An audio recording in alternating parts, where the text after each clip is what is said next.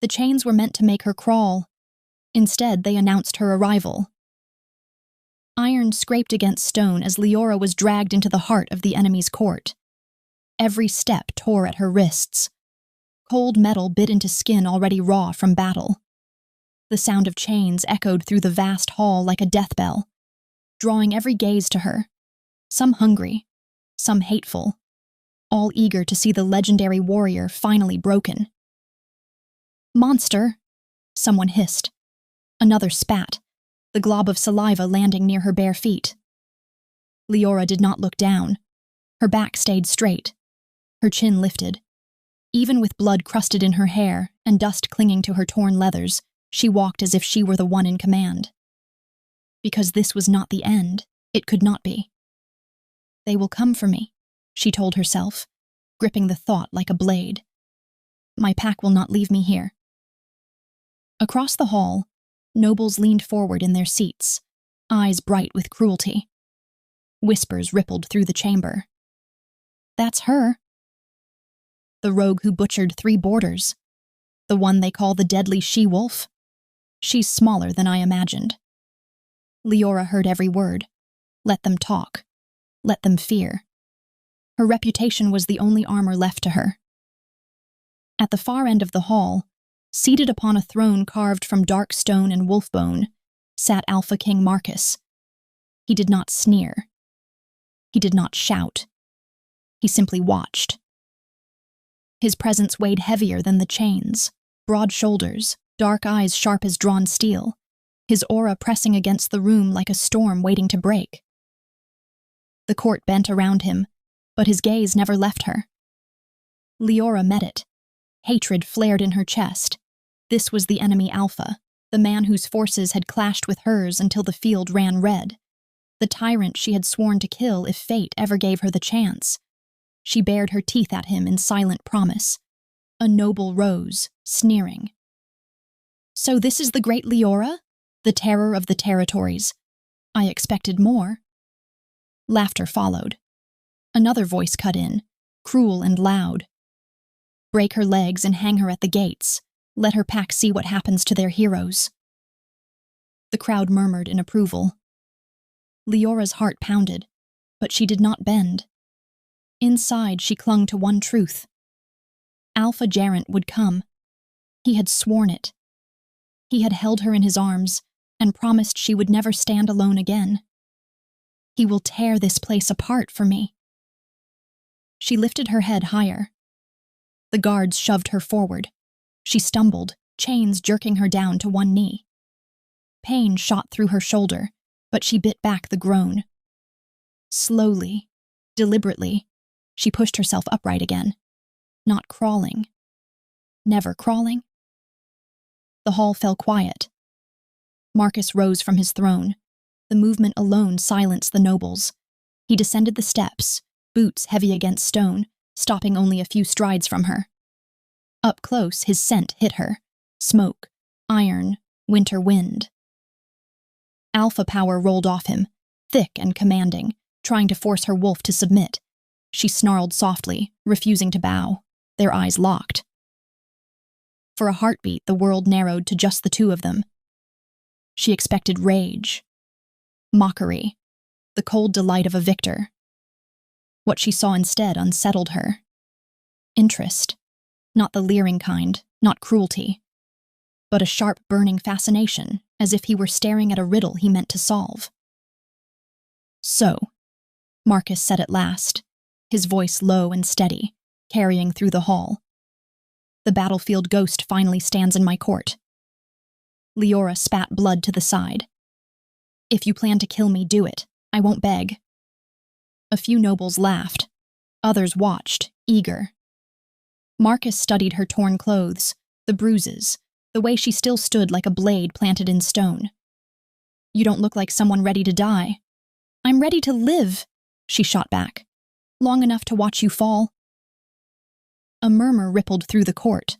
Outrage, shock, excitement. Marcus's lips twitched, not quite a smile. Bold words for a woman in chains. They won't hold forever. For a moment he said nothing. Then he turned to the guards. Take her to the dungeons. Shouts erupted.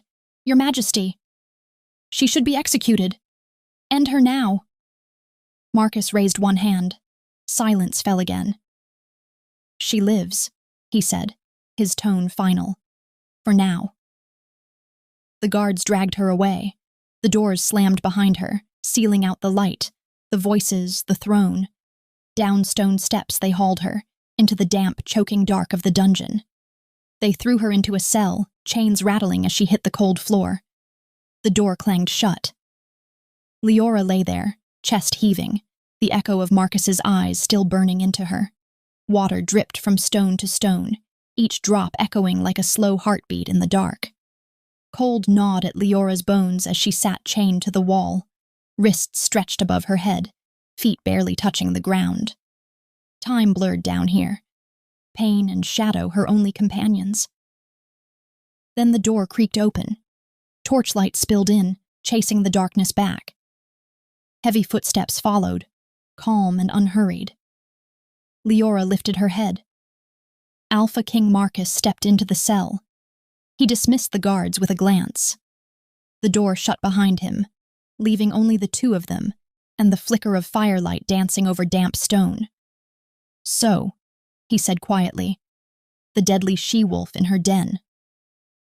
Leora's lips curled. Come to admire your chains, tyrant. His eyes flicked to the iron biting into her skin, then back to her face. I came for answers. He nodded to the device mounted beside her. A simple frame, cruel in its purpose.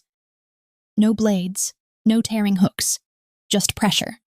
Enough to break bone if pushed too far. Controlled. You know the mountain passage, Marcus said. The one your pack uses to move unseen. Tell me, and this ends. Leora laughed, a raw sound that scraped her throat. You think pain will make me betray them? He stepped closer. Pain makes many people honest. He turned a lever. Agony shot through her arms as the chains tightened, pulling her higher. Muscles screamed. Her vision swam. She bit down hard, refusing to cry out. Talk, he said, not raising his voice. Blood trickled from the corner of her mouth as she forced the words out. I will die before I give you anything. Marcus studied her, jaw tightening. He turned the lever a fraction more. A gasp tore from her chest this time. Her shoulders burned like they were being torn from their sockets. Still, she shook her head.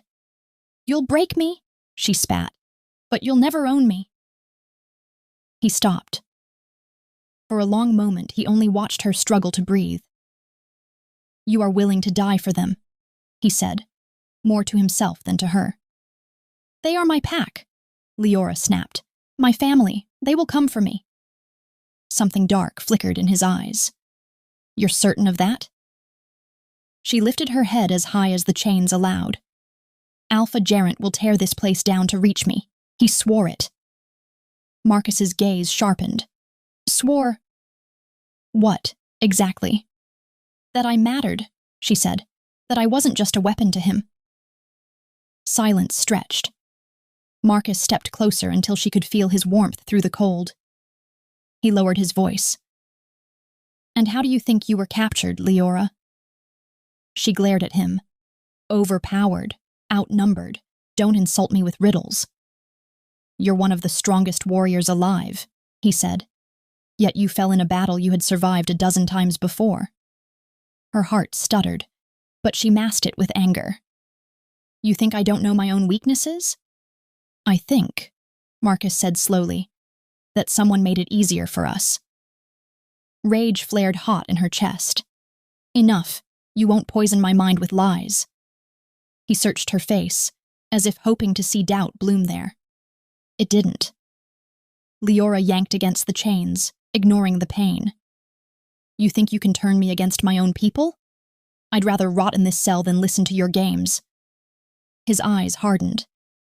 He turned the lever again. Pain crashed through her in a blinding wave. She cried out this time, a sharp sound she couldn't stop, then clamped her teeth together until they ached. Tell me the passage, Marcus demanded, frustration finally edging into his voice. Through clenched teeth, she forced out, Never, He froze. Her breathing came ragged, her body trembling, sweat slicking her skin. Still, her eyes burned with defiance. For a heartbeat, it looked as if he might break, might push until her bones snapped. Instead, he stepped back. "This war," Marcus said, voice low, "was never one I wanted. My father forced it to prove dominance. It has already cost me more than you know." She laughed bitterly. "Save your speeches. You're no better than him." "Perhaps," he admitted, "but I am not blind." He looked at her like she was a wound he didn't know how to heal. "If you ever decide you want the truth," he said, "you might find it hurts more than these chains." She met his gaze, hatred blazing. "And when I'm free, I will kill you for every moment of this." Something unreadable crossed his face. "Maybe," Marcus said quietly. "But I don't think your greatest enemy is standing in front of you." He turned and walked to the door. Before leaving, he paused. "Rest while you can, Leora. This won't be our last talk." The door slammed shut. Left alone in the darkness, Leora sagged against the chains, chest heaving, pain throbbing through every nerve. But her resolve held. "They will come for me. Garren will save me." And when that day came, Alpha King Marcus would die by her hand. Pain kept Leora awake, but it was memory that finally dragged her under. The dungeon melted away, replaced by biting wind and blinding white. She was 19 again, a rogue with no name anyone cared to remember. Snow swallowed the world as she stumbled through it, bare feet numb, lungs burning. Her wolf whimpered inside her, too weak to shift, too weak to run. She had not eaten in days, had not slept. The cold wrapped around her like a burial cloth. "Just lie down," a voice whispered in her head. "It will stop hurting." She collapsed. Darkness rushed in, then warmth, rough hands lifting her, a voice cutting through the storm. "Easy, easy now. You're safe." Leora woke to firelight and the smell of broth. A woman hovered over her, strong-eyed, dark-haired, with the scent of a beta, steady and commanding. "I'm Kira," the woman said. "You're in Garren's territory. You would have frozen out there." Leora tried to speak. Only a broken rasp came out. Kira pressed a cup to her lips. "Drink, then we'll talk." That was how it began. They took her in, gave her a place near the edge of the pack. Food, a blanket, a name spoken without disgust. Leora learned quickly, this wasn't kindness freely given. Every pack demanded strength, usefulness. She was more than willing. She trained until her muscles screamed, fought until her knuckles split and bled. While others slept, she stayed on the field, repeating strikes under moonlight, chasing perfection like it might earn her a future. She was terrified of being cast out again. "I'll be worth keeping," she told herself, "no matter what it costs." Garren noticed. At first it was just admiration. The alpha would watch from the sidelines, arms crossed, eyes following her movements. "You fight like you've got nothing to lose," he told her once. She bowed her head. "I have everything to lose." His gaze softened. Soon he began calling her to his side during patrols, asking her opinion in strategy meetings, letting her stand closer than any rogue should be allowed. Whispers followed her everywhere. "She's rising too fast. The alpha favors her. Watch her. Ambition rots." Leora ignored them. She had never cared about whispers, only about proving she belonged. Her reputation grew. Border skirmishes, rogue hunts. Each battle sharpened her name until it echoed beyond their lands. Deadly she-wolf, they started calling her. And Garren looked at her like she was his greatest weapon. Then one night, after a brutal fight that left her bleeding and shaking, he came to her quarters. "You saved 3 warriors today," he said quietly, standing in her doorway. "You didn't have to." She shrugged, trying to hide her pain. "They're pack, so am I." He stepped closer. "You're more than that to me." Her heart slammed against her ribs. No one had ever said words like that to her. "I care about you, Leora," Garren said. "Not just your strength. You matter." The walls she had built from years of loneliness cracked. She wanted to be seen, wanted to be chosen, wanted to be more than the stray they tolerated. When he touched her cheek, she leaned into it without thinking. That night she gave herself to him. Not just her body, her loyalty, her trust, her heart. After that, he held her openly, let her walk beside him, spoke of a future where she would always have a place at his side, each promise wrapped around her like armor. "I have a home now," she thought. "I have love." She would have died for him. She almost had. In the dungeon, Leora stirred, breath hitching as the memory faded. Cold stone replaced firelight, chains bit into her wrists. Her chest ached more than her wounds. "Garren," she whispered into the dark. She clung to the image of his arms, his voice, his promises. Because if those memories were lies, then everything she had suffered for meant nothing. And she wasn't ready to face that. Not yet. Marcus did not sleep either. The image of Leora in chains followed him from the dungeon to his chambers, clinging to him like smoke. He stood at the tall window overlooking his territory, hands braced on cold stone, the night wind carrying the distant howl of wolves. It took him back, to a different night, to a different throne. His father's voice echoed in his memory, sharp as a drawn blade. "Peace is weakness, Marcus. Our bloodline was built on dominance. If they do not fear us, they will rise against us." Marcus had stood younger then, fists clenched, trying to keep his voice steady. "We can trade, share borders. The packs are tired of war." His father had laughed, not kindly. "You will learn. A king who bends breaks." And so the war had been ordered.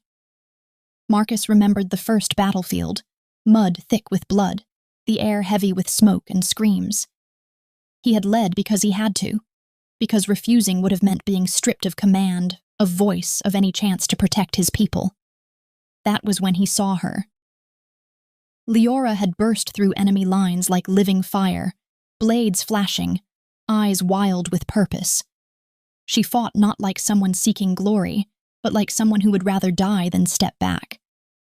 Wolves had fallen around her, yet she never slowed. For a moment, in the chaos, their gazes had locked across the field. Even then, she had stood out. Not fear, not madness, just relentless will. She had cut down 3 of his warriors before he reached her. They clashed once, steel on steel, sparks flying. The force of her strike had jarred his arms to the bone. Strong, skilled, unbreakable. She had been dragged away by her pack before the fight could end, but her presence lingered long after she vanished from sight. "She's different," he had muttered to himself that day, and she had haunted every battle after. The war dragged on, loss after loss. Marcus buried friends, commanders, men who had followed him since boyhood. Each death carved into him deeper than any wound. When his father finally died, pride still burning in his eyes, Marcus had taken the throne with one vow in his heart. "This ends with me." He had sent peace offers, envoys, promises of truce. They were ignored. Now, standing in his chamber, Marcus exhaled slowly, dragging himself back to the present. A knock came at the door. "The council waits, Your Majesty," a guard announced. Marcus turned from the window and went. The council chamber buzzed with anger the moment he entered. "She should have been executed the moment she crossed our gates," one noble snapped. "Keeping her alive makes us look weak," another added. "Your father would never have tolerated this insult." Marcus took his seat at the head of the table, gaze cold. "My father is dead." A tense silence fell. "She is a symbol," an elder noble insisted. "Kill her, and her pack will think twice before crossing us again." Marcus's jaw tightened. "Or make her a martyr and guarantee endless war." "She is a monster," someone scoffed. You saw what she did on the field. I saw a warrior, Marcus said sharply, one who fights for something she believes in. Murmurs of disbelief rippled through the room. You defend her now? The elder demanded. Have you gone soft? Marcus rose slowly, power rolling off him. Enough. She will not be executed, not yet. Outrage followed him as he turned and left the chamber.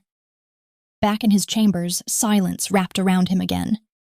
He poured himself a drink he did not touch, then stared into the fire. Damn it, he muttered. His mind returned unwillingly to the dungeon, to her bloodied face, her unbent spine, the fire in her eyes even as pain tore through her. He closed his eyes. I never wanted this war, he said softly to the empty room. Never wanted to be the king who buries his people. He imagined a different world, one where the battlefield had never existed, where she wasn't his prisoner, where Leora stood beside him, not in chains, not as an enemy, but as an equal. His hand tightened into a fist. If fate had any mercy, Marcus whispered, you would be up here, not rotting beneath my throne. The fire crackled in answer, and somewhere deep below, the woman he could not forget waited in darkness, bound by chains he had ordered, but could not bring himself to make final. The dungeon door groaned open again. Leora lifted her head at the sound, chains rattling softly as she shifted. Torchlight spilled across damp stone, and with it came the scent she now recognized too well. Smoke. Iron. Winter wind. Marcus. He stepped into the cell alone, his presence filling the narrow space. His gaze went first to her wrists, red and swollen, then to her face. You're still standing, he said. She gave a weak, bitter laugh. Disappointed? He didn't answer. Instead, he leaned against the wall opposite her, folding his arms as if this were not a place of suffering, but a chamber of quiet conversation. Tell me something, Leora, Marcus said. How do you think my men managed to take you alive? Her eyes snapped to him. I already told you, we were outnumbered. Outnumbered, he repeated calmly. On terrain you know better than anyone? She clenched her jaw. Battles turn, even legends fall. Marcus pushed off the wall and took a step closer. Yet you were driven straight into the thickest line of my forces, alone. Her heart thudded, but she refused to let it show. We were surrounded. Surrounded, he echoed. Or left behind. She jerked against the chains, eyes blazing. Enough! The shout rang off stone. You think I don't know what you're doing? She snarled. You're trying to rot my mind when you can't break my body. Marcus met her fury with steady eyes. If I wanted your mind broken, I'd lie louder. Then stop lying at all, she shot back. My pack would never abandon me. Garren would never allow it. Marcus studied her, and for the first time, something like pain crossed his face. You speak his name as if it's a shield. It is, Leora said fiercely. He promised me. He will come. Marcus exhaled slowly. And if he doesn't? She laughed, sharp and wounded. Then I die believing in him. Better than living by your poison. He stepped closer, close enough that she could feel the heat of him, the power in his blood pressing against her wolf. Sometimes, Marcus said quietly, the deepest wounds don't come from enemies. Her eyes flickered despite herself. They come from the ones we give our hearts to. The words struck too close, too sharp. Leora shook her head violently. Stop, I won't listen to this. You're not going to turn me against my pack. I'm not trying to turn you, he said. I'm trying to prepare you. For what? She demanded. For the truth, Marcus answered. Whatever it is. She stared at him, chest heaving. Then rage burst free. You think I'm weak because I loved them? She yelled. Because I believed in something bigger than myself? No, he said. I think you're strong enough to survive losing it. Her breath caught. You don't know anything about me. I know you're willing to die for people who might never bleed for you, Marcus replied. That's a lie, she screamed. They would die for me. Garren would. Marcus flinched at the desperation in her voice. For a moment, neither spoke. Only the drip of water filled the silence. Marcus stepped back. I won't torture you today, he said. Not because I don't need answers, but because I won't force them out of you like this. She laughed again, hollow. Getting soft, King? He turned toward the door, then paused, his back to her. You keep calling me your enemy, Marcus said softly. But remember this, Leora. Sometimes enemies hurt less than those you love. Her chest tightened. He left without another word. The door slammed shut, plunging her back into darkness. Leora sagged against the chains, breathing hard, anger still burning through her veins. He's lying, she whispered to herself. He's just trying to break me. She closed her eyes and clung to the image of Garren, his arms, his promises, his voice in the quiet. He will come for me. He has to.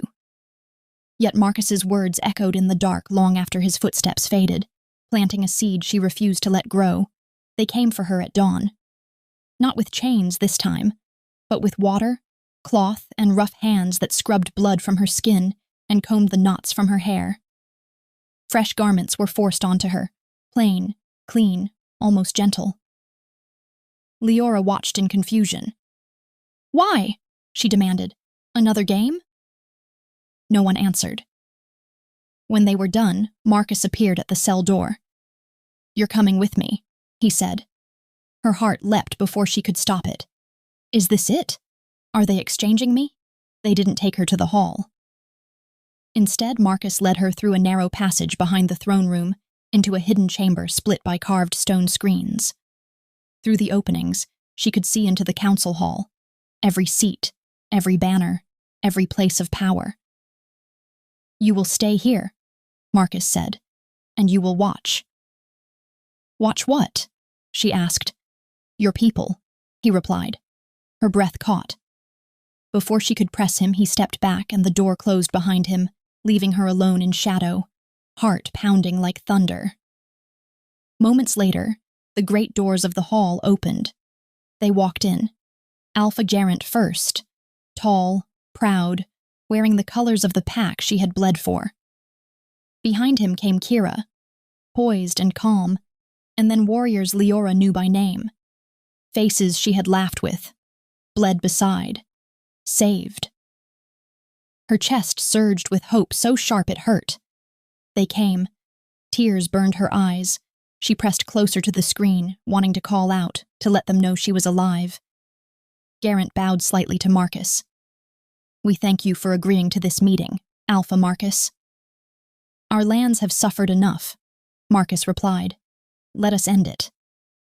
Leora watched Garren's face, searching for any sign, fear, urgency, grief. She saw none. Only calculation. We all desire peace, Garren said, but peace requires sacrifice. Leora's heart skipped. To heal the wounds between our packs, he continued, we offer you the source of this conflict. He paused. Leora. The name struck her like a blade. Silence fell over the hall. Garren straightened.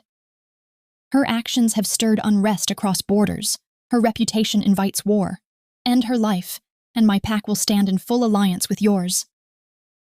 The world tilted. Leora's hands flew to her mouth to choke back a cry. No! She scanned the faces behind him, waiting for someone, anyone, to protest. No one did. Not the warriors she had saved, not Kira, not a single voice. They stood in agreement. Her knees buckled. She sank against the stone, heart shattering piece by piece. Marcus's voice cut through the silence. You would trade a warrior who fought for you. For peace? She is a problem we are willing to be rid of, Garren said smoothly. The words burned. Leora's vision blurred with tears she refused to let fall. Marcus glanced toward the hidden chamber, toward her, just for a heartbeat. Then he turned back. If that is your offer, Marcus said, what else do you bring? Garren gestured, and 2 hooded figures were pushed forward. Servants, as a sign of goodwill. Leora stiffened. Even through the distance, she knew them. Her blood ran cold. Assassins. She had trained them herself. Her gaze snapped back to Garren, and that was when she saw it. The way he leaned toward Kira. The way Kira met him halfway. Their lips met in a kiss that was anything but secret. The room swam. Her hands trembled as the truth tore through her. She had been the offering all along. The treaty was signed, sealed, with her life as the price. When the meeting ended and the hall emptied, the hidden door opened. Marcus stepped in. She didn't look at him at first. She stared at the stone wall, at nothing, at everything she had lost in a single breath. Then the memories came. The day she was captured. The clash of steel. The screams. The smoke choking the air. She had charged ahead as always, breaking their line, carving a path for her pack.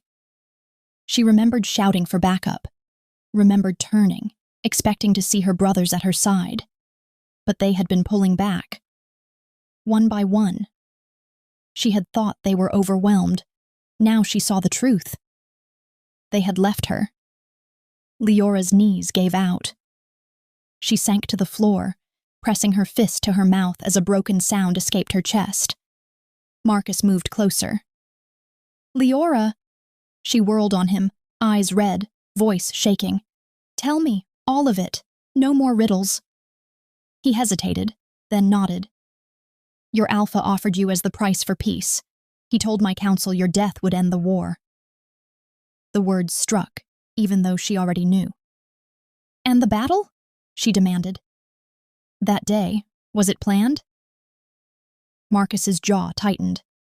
We were tipped off about your route, about when you would strike hardest. Someone wanted you isolated. Her breath hitched. So it was true, she whispered. They threw me to you like meat to wolves. She dragged a trembling hand through her hair. Why? Her voice broke. Why keep me alive if I was meant to die? Marcus crouched in front of her, bringing himself to her level. Because I never wanted this war. Not then, not now. My father forced it to prove strength. I've buried too many good men because of his pride. She stared at him through tears. And because, he continued quietly, I saw you on the battlefield, the way you fought. Not for glory, for your people. You fascinated me. Her lips trembled. So I'm a curiosity to you? No, Marcus said. You're a reminder of what this war never had to be. He held her gaze. If things were different, I would have wanted you standing beside me, not here, not like this. The words cut deeper than chains. She let out a hollow laugh. Everyone wants something from me. My strength, my loyalty, my death. Not me, Marcus said. I want you alive. Silence stretched between them, thick with pain. Then Leora's eyes sharpened. The servants Garren gave you, she said suddenly. They're not servants. Marcus stilled. What are they? Assassins, she answered. I trained them myself.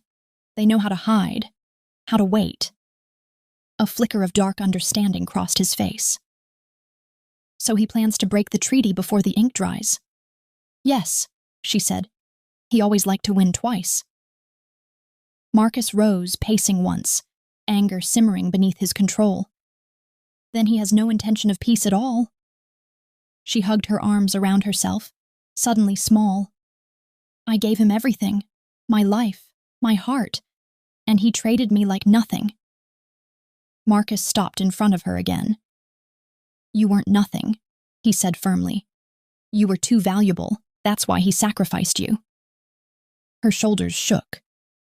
For the first time since she'd been dragged in chains through his hall, Leora didn't curse him, didn't bare her teeth, didn't threaten his life. She just bled. Tears slid silently down her cheeks, dropping onto the cold stone. Marcus hesitated, then reached out, stopping just short of touching her. I won't let them use you again." She looked up at him, eyes empty. "I don't know who to believe anymore." "Then don't believe anyone," he said softly. "Just survive." Footsteps echoed outside. Marcus straightened. "I have to go. But hear me, Leora. Whatever you choose next, it will not be in chains." He turned to leave, then paused. "You deserved better than all of us." The door closed behind him. Leora remained on the floor, staring at the place he had stood. Her faith was gone. All that remained was a broken heart, and the slow burning rise of something new inside her. Something cold. Something that wanted blood. The council chamber erupted the moment Marcus returned. "You have delayed long enough," one noble thundered. "The treaty demands her death." "She is a curse upon this land," another snarled. "Every hour she lives invites rebellion." Marcus stood at the head of the table, hands braced against the dark wood, eyes cold. The treaty was signed in bad faith. A ripple of disbelief swept through the room. "Accusations without proof mean nothing," the elder snapped. "Your father would have—" "My father is dead," Marcus cut in, "and I am king." The room fell tense. "She must die," the elder insisted. "If you will not order it, we will." Marcus straightened. "Touch her without my command, and I will consider it treason." Outrage followed, but he turned and left before it could swallow him. Deep below, in the dungeon, Leora sat alone. The cell felt smaller now, the shadows heavier.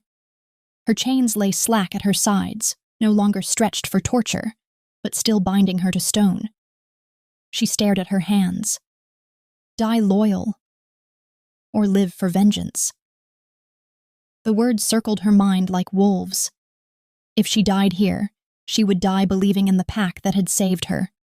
Even if they had betrayed her, some twisted part of her clung to the memory of warmth, of belonging. But if she lived, she would become what they had feared. The blade they had forged and lost control of. Her jaw tightened. "I won't be their sacrifice," she whispered into the dark. The dungeon door opened again, but this time it wasn't Marcus. It was chaos. A shout echoed from above, then another. Steel rang. The air shifted. Wrong. Leora's wolf stirred, hackles rising. Moments later, Marcus burst into the cell, eyes sharp. "They moved sooner than I thought," he said. "The servants Garren gave me, your assassins. They've made their play." Her heart pounded. "Did they reach the council?" "Not yet," Marcus replied, "but they will." He turned to the guard behind him. "Bring them." The door was flung wide. Two hooded figures were dragged in, bound and bleeding. Even now their eyes flicked toward Marcus with murderous intent. Leora met their gazes. "Don't," she said quietly. One of them laughed through blood. "You should be dead, Leora." "So should you," she replied. Marcus drew his blade. "Confess." They spat at his feet. He didn't hesitate. His blade flashed. Both bodies hit the stone. Silence fell.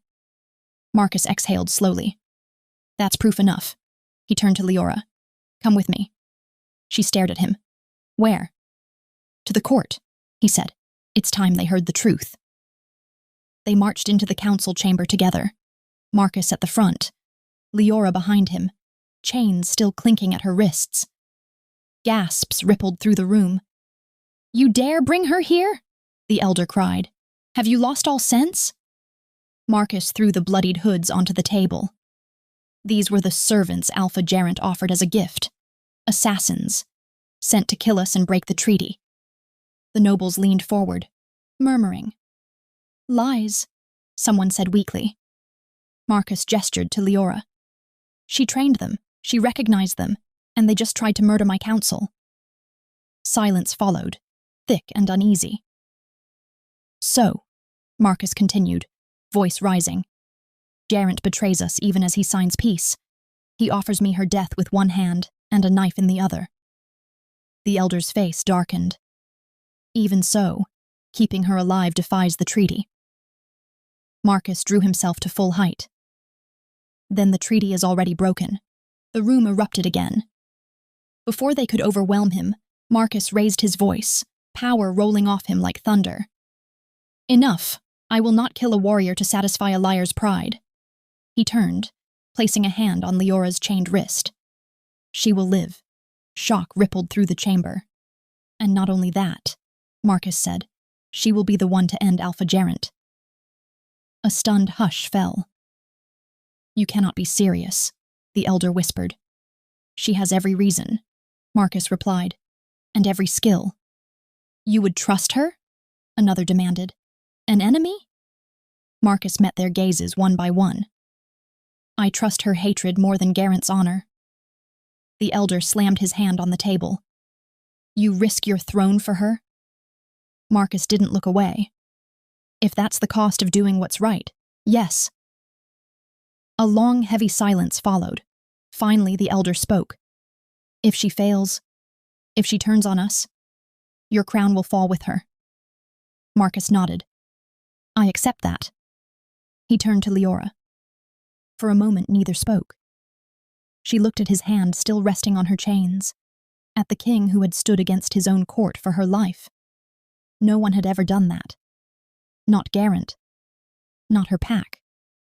No one. You would stake everything on me? She asked softly.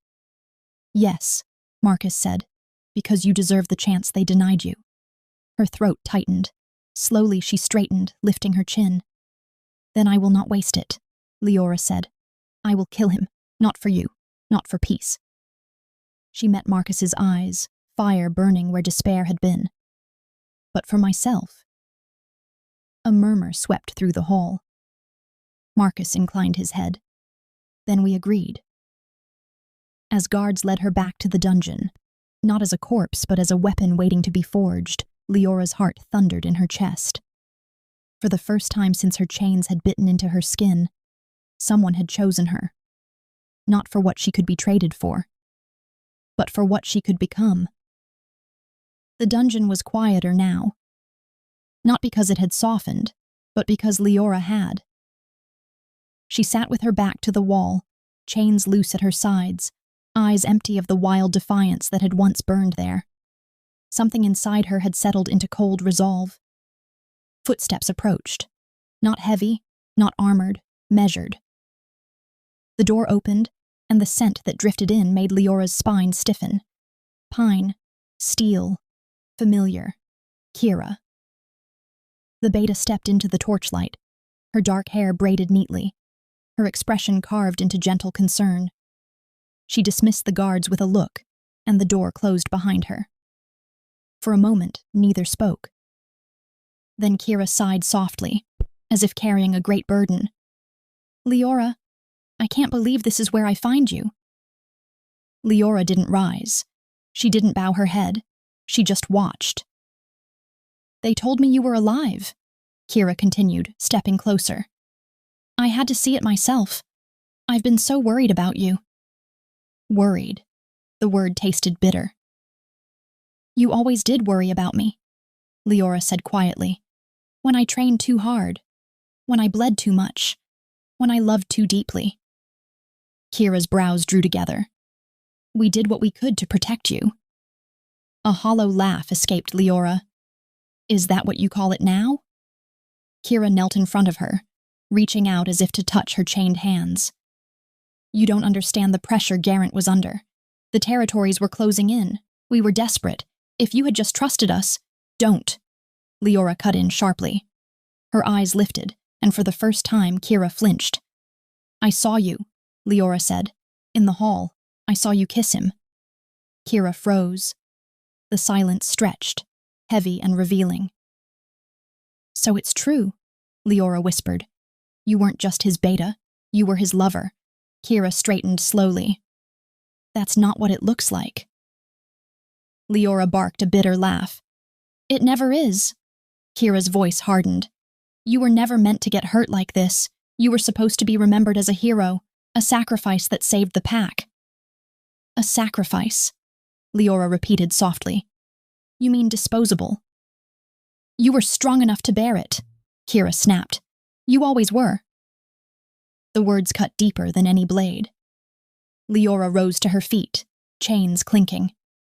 Even bound, she towered over Kira, her presence filling the cell. "You found me freezing to death," Leora said, voice trembling with fury. "You told me I was safe, you gave me a name again, and all the while you were grooming me to be useful." Kira's eyes flashed. "I gave you a life." "You gave me a leash," Leora shot back. Kira clenched her fists. "We needed you. Garren needed you. The pack needed you. You should be proud that your death could bring peace." Leora stared at her, disbelief twisting into something colder. "You really believe that?" she asked. "After everything I bled for you?" Kira hesitated, just for a breath. Then she said, "Yes." Something inside Leora finally broke and hardened. "You don't even regret it," Leora whispered. Regret flickered across Kira's face, quickly masked. "I regret that you had to find out like this." "That's not regret," Leora said. "That's inconvenience." Kira took a step back. "You're tired, hurt. The dungeon has twisted your thoughts. If you come back with us, we can fix this. I can talk to Garren. He still cares about you." Leora laughed, low, dangerous. "He cared enough to trade my head for a signature." Kira's jaw tightened. "You don't see the whole picture." "I see enough," Leora replied. "I see that you saved me once so you could own me later." The words struck their mark. Kira's composure cracked. "You would have died without us." "And maybe that would have been kinder," Leora said. Silence fell between them, thick with years of lies and broken gratitude. Kira finally whispered, "What do you want from me, Leora?" Leora looked at her for a long moment. Then she said, "Nothing. I don't belong to you anymore." Kira swallowed. "Then you'll let me go?" Leora's eyes burned. "I should kill you. Right now. For every lie. For every chain you helped lock around my life." Kira stiffened, bracing herself. "But I won't," Leora continued, "because you pulled me from the snow when no one else would. That debt still stands." Her voice dropped to ice. "It will be the only mercy you ever get from me." Kira's breath hitched. "You'd spare me? After all this?" "Yes," Leora said, "so you can live knowing what you made of me." Kira rose slowly, shaken. "You've changed." "Yes," Leora replied. "That's what betrayal does." Kira took a step toward the door, then paused. "If you walk this path, Leora, it will destroy you." Leora met her gaze without blinking. "It already has. Now it will destroy them too." Kira left without another word. The door closed. Leora stood alone in the torchlight, chains rattling softly as she lowered herself back against the wall. She pressed her forehead to cold stone and closed her eyes. The girl who had begged to belong. The rogue who had believed in rescue. The woman who had loved without armor. She let them all die there. When Leora opened her eyes again, they were clear. Hard. Whatever innocence she had carried into those chains was gone, and what remained was something far more dangerous, the night shattered with steel. Leora felt it before she heard it, the sudden surge of energy in the stone, the way the air tightened, the way her wolf slammed against her ribs in warning. Death was coming. The dungeon door burst open. "On your feet!" a guard barked. "Now!" She rose instantly, chains clinking, eyes sharp. "They've come, haven't they?" The guard didn't answer. He didn't have to. They dragged her up the stairs as the castle above erupted. Shouts, the clash of blades, the scream of a dying man. The scent of blood flooded the corridors, hot and metallic. Assassins. Garren had made his move. They reached the great hall just as chaos swallowed it whole. Nobles scattered from their seats. Guards clashed with dark-clad figures pouring in through shattered windows and hidden doors. Torches fell, flames licking up banners. The sound was thunderous, steel on steel, bodies hitting stone, wolves roaring as some shifted mid-fight. At the center of it all stood Marcus. His blade was already red. He fought like a storm contained in flesh. But there were too many. 3 attackers closed in on him at once, blades flashing toward his back. Leora didn't think. "Loose her!" she shouted. The guard hesitated only a heartbeat before slicing through the chain at her wrists. Freedom exploded through her veins. Leora lunged forward with a roar, shifting mid-stride, the crack of bone and rush of power tearing through her as her wolf burst free. Massive, silver dark, eyes blazing like moonfire, she slammed into the nearest assassin, jaws closing around his throat. Blood sprayed. She threw him aside and turned, claws ripping into another before he could strike Marcus. The third tried to flee. She leapt, crushing him beneath her weight. The hall froze for a breath. Then hell resumed. Leora shifted back, snatching a fallen blade from the floor. She became death-given form, spinning, striking, moving through the attackers like a living storm. Every movement was honed by years of brutal training. Every strike carried the fury of betrayal. Assassins fell. One by one. Those who tried to reach Marcus never made it. At one point, an attacker slipped past her guard, lunging straight for the king's heart. Leora took the blade meant for him. Steel bit into her side, but she didn't slow. She grabbed the assassin by the throat, eyes burning, and drove her sword through his chest. He collapsed at her feet. She ripped the blade free, blood pouring, and kept fighting. The council watched in stunned silence as she tore through the remaining attackers, some with steel, some with bare hands, some with teeth as her wolf surged beneath her skin. When the last assassin fell, the hall was a ruin. Bodies lay scattered across cracked stone. Smoke drifted through broken windows. The smell of blood was thick enough to choke. Leora stood in the center of it all, chest heaving, blood soaking her clothes, some hers, most not. Slowly, the nobles emerged from hiding. They stared at her. Not with hatred, with awe. "She saved him," someone whispered. Marcus approached her, blade lowered, eyes fixed on the wound at her side. "You're hurt," he said.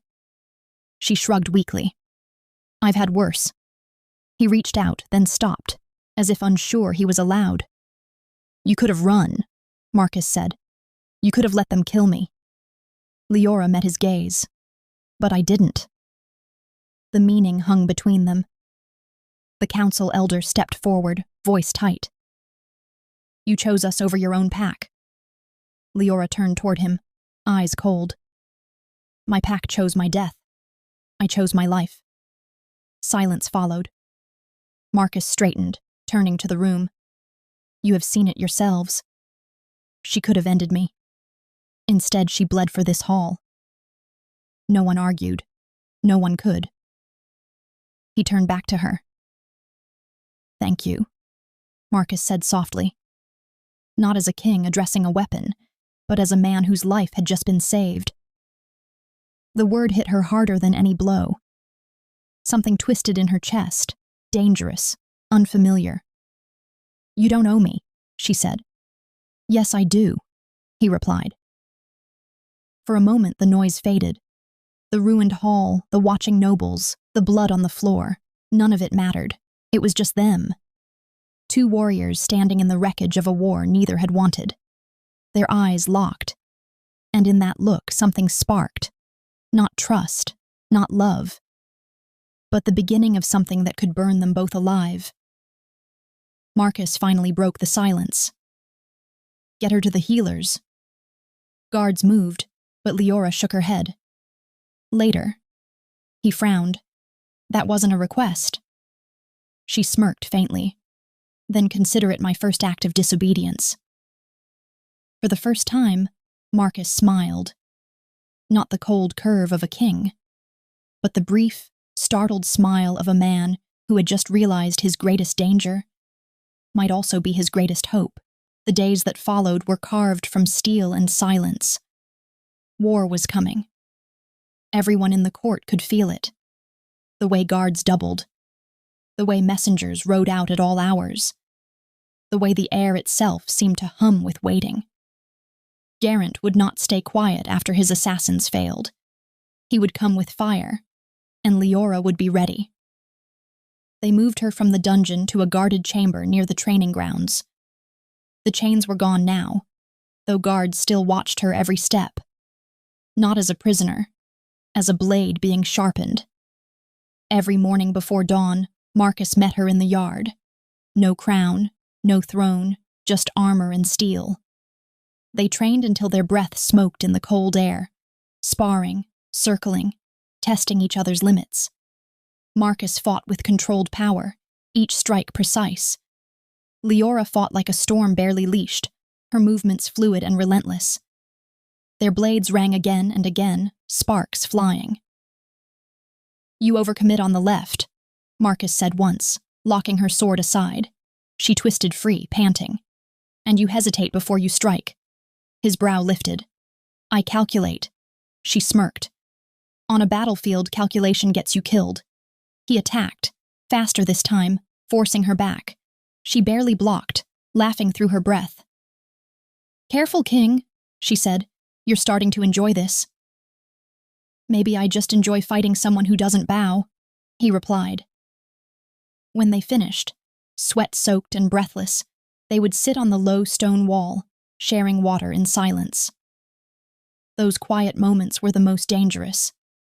Sometimes they planned, maps spread between them, voices low as they traced routes and ambush points. Leora showed him the terrain she knew best, the places Garren favored, the patterns of his attacks.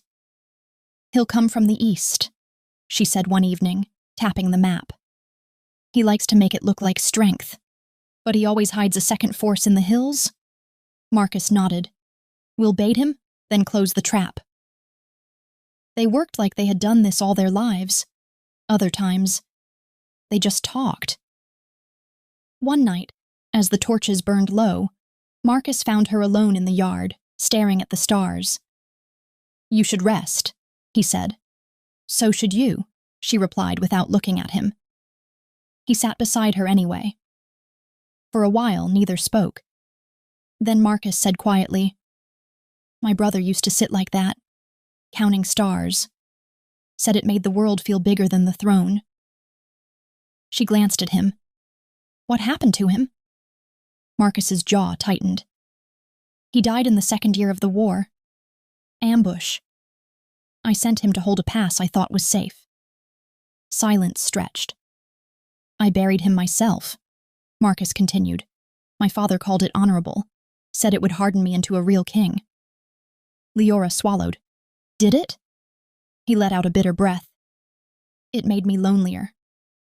She looked at him then, really looked, at the man beneath the crown, the weight in his eyes. "Being king doesn't mean being alone," she said softly. Marcus met her gaze.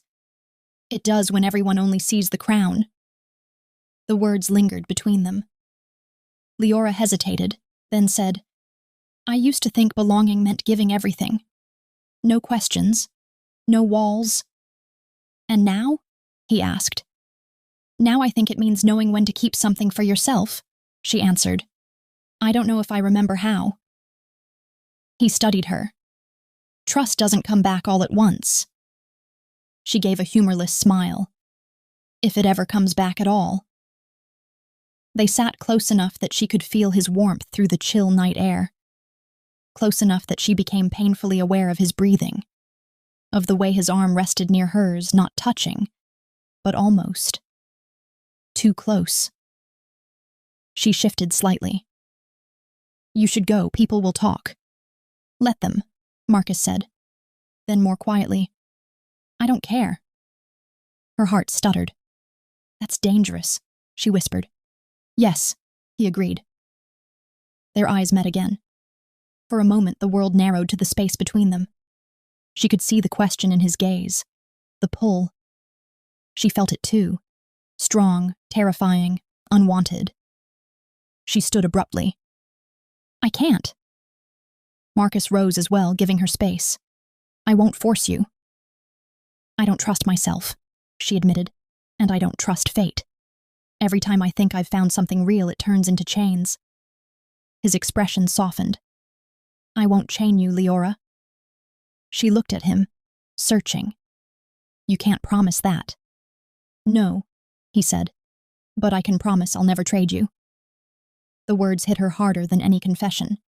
She turned away before he could see how much. Days passed like that.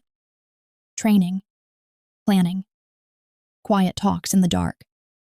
Respect deepened into something heavier. Trust began to grow, slow and fragile. And beneath it all, desire coiled, unspoken, dangerous, waiting. Neither of them crossed the line.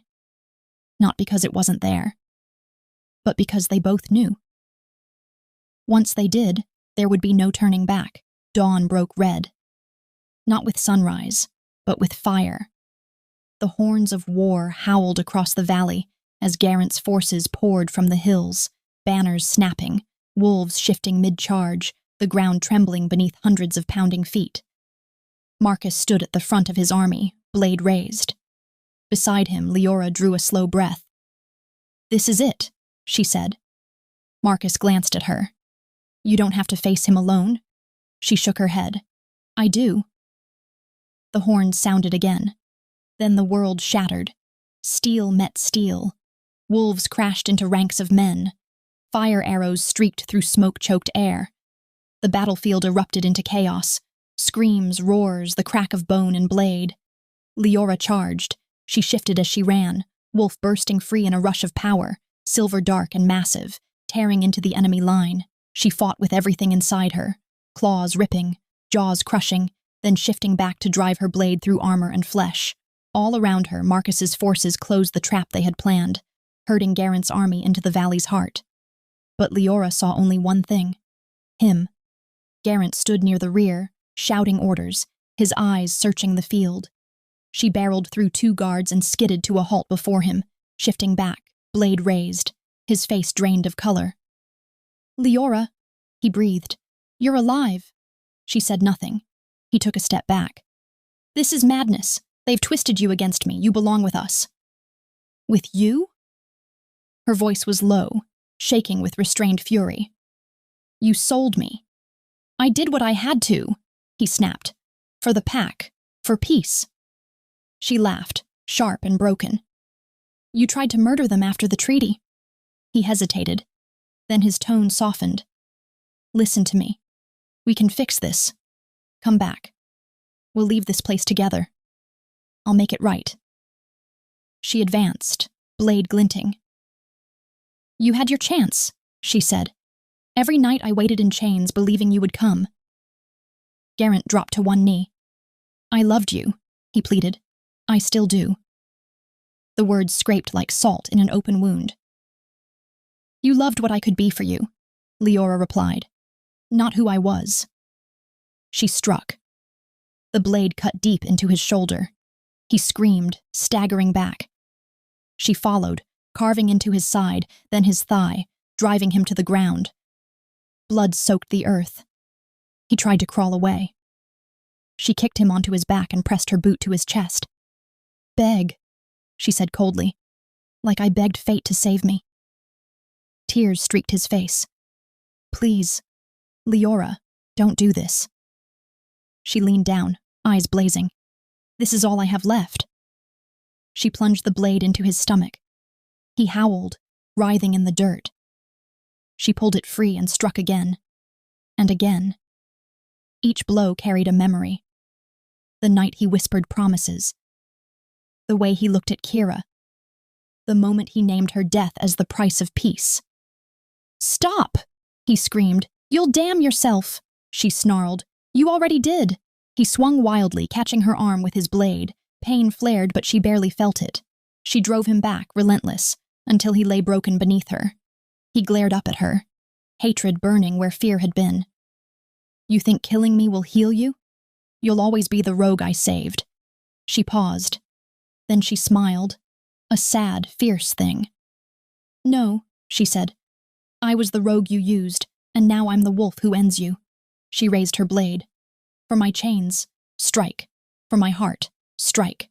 For my life, She plunged the blade into his chest and twisted. Garren gasped once, then went still. Silence roared in her ears. Leora stood over him, blood dripping from her blade, chest heaving, hands shaking so badly she almost dropped it. Around her, the battle began to ebb. Marcus's forces surged, driving the enemy back as word spread. Garren was dead. The war was ending. Leora's knees buckled. She fell beside the body, staring at nothing, breath coming in broken sobs she couldn't stop. "It's done," she whispered. "It's done." Footsteps crunched toward her. Then strong arms caught her as she sagged forward. "Marcus." He dropped to his knees with her, pulling her against his chest, one hand cradling the back of her head. "I've got you," he said fiercely. "You're safe. It's over." She clutched at his armor, finally letting herself break. "I killed him," she choked. "I killed him." "You survived him," Marcus said. "That's what matters." Around them, the sounds of war faded, shouts turning to cries of victory, steel lowering, fires dying. But in that small circle, there was only her shaking breath and his steady heartbeat beneath her ear. Marcus held her as if she were the most precious thing left in the world, and for the first time since her chains had closed around her wrists, Leora let herself believe it really was over. The battlefield fell silent under a gray dawn. Smoke drifted low across broken ground. Wolves shifted back to human form. The wounded were carried away, and the dead were laid out with bowed heads. Garren's banner lay torn and trampled in the mud. The war was over. Leora stood among the aftermath, blood washed from her hands, fresh bandages wrapped around her wounds. She felt hollow, like the storm inside her had burned itself out, leaving only quiet behind. Marcus walked at her side as they returned to the castle. Not as her guard, not as her captor, but as her equal. Word spread quickly. By the time they entered the great hall, the council and nobles were already gathered, their faces tight with curiosity and unease. This was the same hall where she had once been dragged in chains. Now she walked in freely. The murmurs rose when they saw her. "That's her. The one who killed Garren. She saved the king." Marcus moved to stand before the throne but did not sit. Instead, he remained on the floor with Leora at his side. The elder noble cleared his throat. "Alpha Marcus, the war has ended. We acknowledge your victory, and hers." All eyes turned to Leora. She lifted her chin, meeting their gazes without flinching. "She fought as one of us," the elder continued. "She bled for this hall. Whatever she once was, she has earned her place here." Marcus stepped forward. "This woman was dragged into this court in chains," he said, his voice carrying through the hall. "You called her monster. You demanded her death." A ripple of discomfort passed through the room. "She chose us when she had every reason to turn away," Marcus went on. "She saved my life. She ended the war you all feared would never end." He turned to Leora then, eyes steady, unwavering. "And today I make this clear before every noble and warrior here. Leora is not my prisoner. She is not my weapon." His voice rose. "She is my equal." The hall went silent. "I choose her," Marcus said. "Not as a possession of this throne, but as the woman I would stand beside." Gasps followed. The elder stared at him. "You would bind your crown to her? An enemy-born warrior?" Marcus didn't hesitate. "She is no enemy. She is the reason this crown still stands." He reached for Leora's hand. She didn't pull away. "I will not command her to stay," Marcus said. "If she chooses to leave, she will walk out of these gates free. But if she chooses to remain," he lifted their joined hands slightly, "it will be as my mate, and as the future queen of this land." The hall erupted into whispers. All eyes turned to Leora. For a heartbeat, she couldn't breathe. She remembered chains biting into her wrists, spit on stone, the word monster thrown like a curse, And now, this. Marcus leaned closer, voice low so only she could hear. You owe no one here anything, least of all me. Her eyes searched his. You'd let me walk away? Yes, he said. Even if it breaks me. The honesty in his voice undid her. She looked back at the council, the nobles who had wanted her dead, the hall that had once echoed with her humiliation. Then she looked at Marcus, the man who had stood against them all, who had given her a choice when everyone else had taken it away, who had held her when the war ended. I don't want to walk away, Leora said. Her voice rang through the hall. A hush fell. I have spent my life running, she continued, from the cold, from being unwanted, from chains made by others. She turned fully toward Marcus. For the first time, someone didn't try to own me. He stood beside me. She squeezed his hand. So I choose to stay. A breath passed. Then the hall bowed. Not to a prisoner, but to a queen rising. Later, when the hall had emptied and the noise faded, Marcus led her to the balcony overlooking the valley where the battle had been fought. The air was cool, carrying the scent of ash and rain. No guards, no council, just them. Marcus turned to her. What you said in there, you didn't have to. I meant every word, she replied. He hesitated, then said softly, Even now I won't bind you. If tomorrow you decide this isn't where you belong. She reached up and placed her hand over his heart. Stop, she said. I know what chains feel like. This isn't that. She looked into his eyes, steady and sure. This is a choice. He let out a slow breath, tension easing from his shoulders. Then he pulled her into his arms. This time, she didn't hesitate. They held each other as the wind stirred around them, two souls who had walked through fire and come out standing. I won't promise you a peaceful world, Marcus murmured against her hair. Only that I'll face it with you. That's all I want, Leora replied. She leaned back just enough to meet his gaze. Side by side. He smiled then, not as a king, but as a man who had finally found his home. And there, above the valley where chains had been broken and wars had ended, they stood together. No longer enemy and captive, but Alpha and his warrior mate, ready to rebuild a future forged not by fear, but by choice.